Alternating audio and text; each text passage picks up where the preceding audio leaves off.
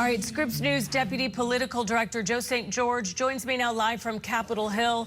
So much to talk about, but let's talk about the tug of war between Washington and California. So let's start there, Joe. Where do you see this going?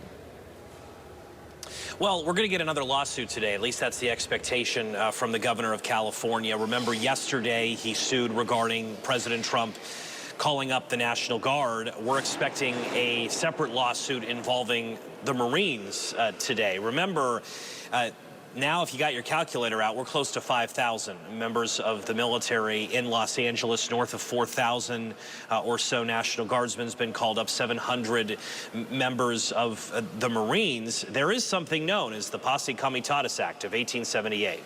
And I know that's a mouthful this early in the morning, but it generally prohibits the use of the military on U.S. soil for law enforcement purposes. As we've been saying throughout the course of our coverage here on Scripps News, what the military, what the National Guard does in Los Angeles, I think will dictate and move the legal recourses that the state of California can have. But really the context here is what's remarkable. Look, here's the honest truth, right? Protests are common in the U.S. throughout our history. Protests over this, over that, over court cases, over actions. I mean, we've seen a lot of protests over the years. What's unusual is that you don't have, in this case, the mayor, the governor, the president, all speaking with one voice. In fact, we don't just have multiple voices speaking here. We got two very different choirs singing two very different songs on what's going on. You have the state of California, Governor Newsom, saying very loudly, we don't want the National Guard. This is escalating the situation. The governor of California has said this is borderline authoritarianism, that the U.S. government is crossing the line here. Meanwhile, you have President Trump and White House advisors in the West Wing. They're watching these images that we're seeing on the other side of my screen right now, right?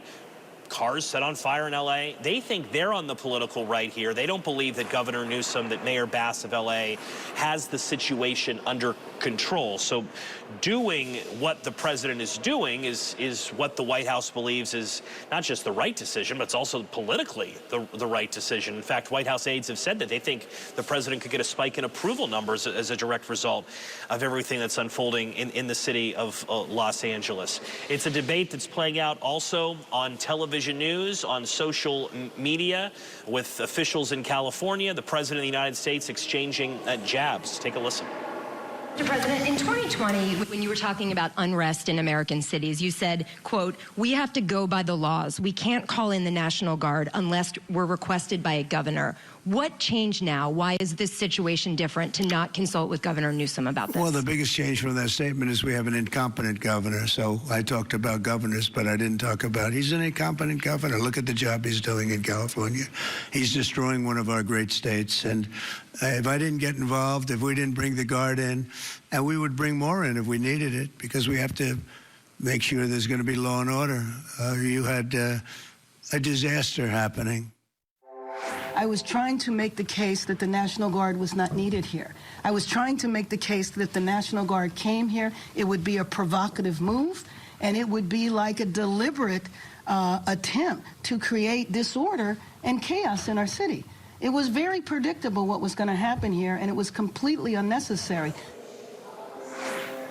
Some of the big questions now is what does President Trump say today? He's expected to speak at Fort Bragg in North Carolina, a pre-scheduled military speech. Remember, the big military parade is in our nation's capital on Saturday, celebrating the Army's 250th birthday. It's a big military week already.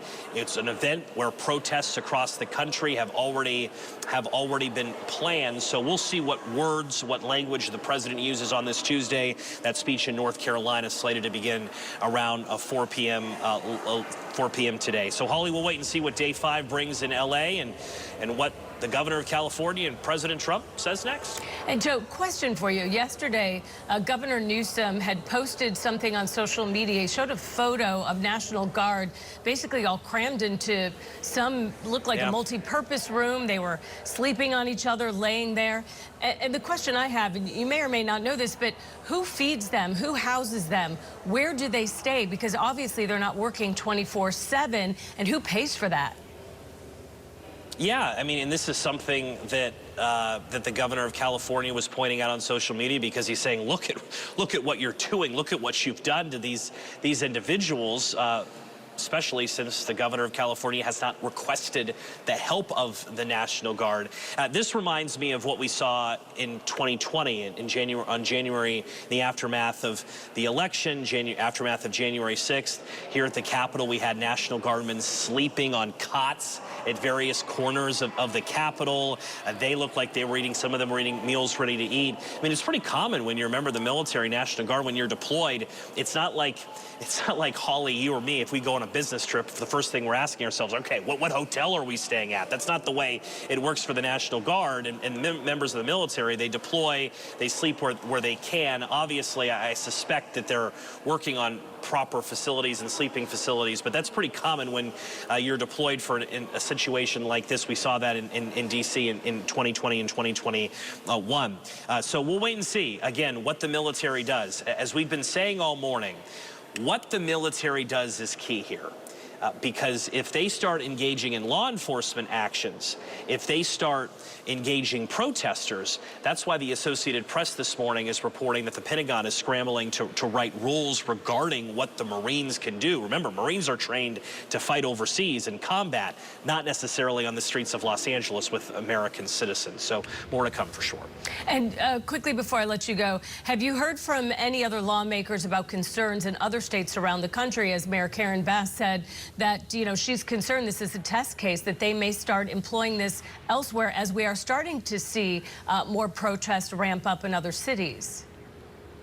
100%. You're seeing lawmakers on Capitol Hill. They want congressional probes into this, inquiries into this. Of course, unlikely, because Republicans do control the House and the Senate. But things like this is going to create, depending on where this story goes, this is going to be fodder potentially as we march towards the 2026 midterm elections. There are two sides of this. One side is President Trump's doing exactly the right thing, that this is chaos in LA and that there needs to be law and order restored. The other side of this is a step in the direction of authoritarianism, that this is trampling on free speech rights, sending in the military, attempting to impede protests or stop protests. So there's two very different sides of this. It's important to remember what this feud began about. This began about protests in LA over immigration enforcement by the Trump administration. It has metastasized now into really being anti-Trump in general, and that includes sending in the military. And think about for a moment some of the members of the National Guard. I mean, you're talking about California-based individuals here in many cases, individuals who live in LA. This is their home. This is where they're from. And now these members of the military are being confronted with potentially some very difficult choices on the horizon. But as members of the military have said in the last 24 hours, when you swear an oath to serve in the armed forces of the United States, you put aside your personal opinions and you focus on the mission that your commander-in-chief tells you to do. Well, Scripps News Deputy Political Director Joe St. George for us with great information. As always, thank you, Joe.